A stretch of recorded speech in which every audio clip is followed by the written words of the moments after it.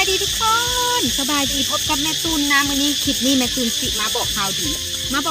มากในห่วมงานสัมมนาฟรีกับพี่ด้าและพี่ปุ๋ยบอกเลยว่าการห่วมสัมมนากับพี่ด้าพี่ปุ๋ยนะได้อย่างหลายกว่าที่คิดซึ่งงานนี้เพิ่นจะจัดอยู่ที่หนองคายนี่เองใกล้ๆนะค่ะไปได้แบบง่ายๆเลยนะโควต้าพี่เพิ่นจัดให้เลยนะ2 มื้อ 1 คืนที่พักให้ฟรี2 มื้อ 1 คืนที่หนองคายเพิ่นจะจัดอยู่ที่วันที่11-12 เดือน5เนี่ย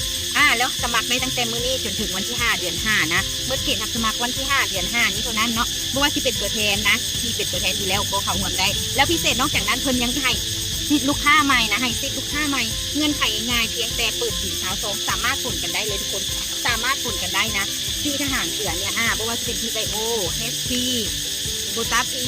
เบสแล้วก็โบตาพีพาร์ทนะร่วมกันซาวซองนะต่างที่ว่าเขาซื้อกินอยู่แล้วนะทุกคนเขาซื้อกินอยู่แล้วแล้วเขาซื้อครบซาวนะเบสซาวก็ได้เข้าร่วมงานแบบฟรีตลอดงานแม่ตุนบอกเลยว่าฟรีตลอดงานเนาะฟรี2 มื้อ 1 คืนนะ2 มื้อ 1 คืนทุกคนจะได้พลังบวกได้พลังบวกเพราะการสัมมนาของโบตาพีที่เป็นจัดขึ้นเนาะเนี่ยแม่ตุนเป็นหัวมาแล้วมันได้อย่างมันสามารถดึงศักยภาพของเขาที่มันมีเพราะว่ายักษ์ใหญ่ในตัวเขาเนี่ยมันมีอยู่แล้วเนาะดึงออกมาให้เขากล้าออกมา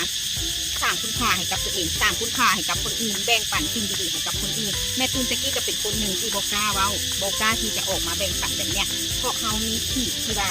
มันมีอันหนึ่งที่มันล็อกเขาไว้ล็อกความคิดเขาไว้นะที่ในเขาบอกกล้าที่จะออกมาแต่ถ้าไปร่วมงานนี้นะแม่ตุนบอกเลยว่า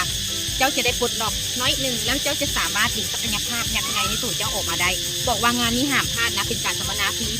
ที่ทุกคนจะคุ้มค่าที่สุดแล้วเพิ่นบอกเขานะบริษัทเพิ่นกระซิบมาบอกว่ามันมีเซอร์ไพรส์ภายในงานอีก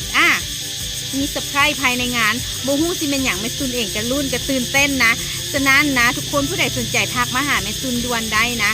วันที่5 เดือน 5นี้ปิดรับสมัครนะแล้วงานจะจัดวันที่11-12พฤษภาคมนี้ทักมาหาด่วนๆนะทุกคนจ่องซิดกันไว้นะถ้าพองไว้จะไปงานนี้คุ้มสุดคุ้มเกินคุ้มแน่นอนแม่ตุนกล้าการันตีเด้อทุกคนทักมาหาด่วนๆเด้อ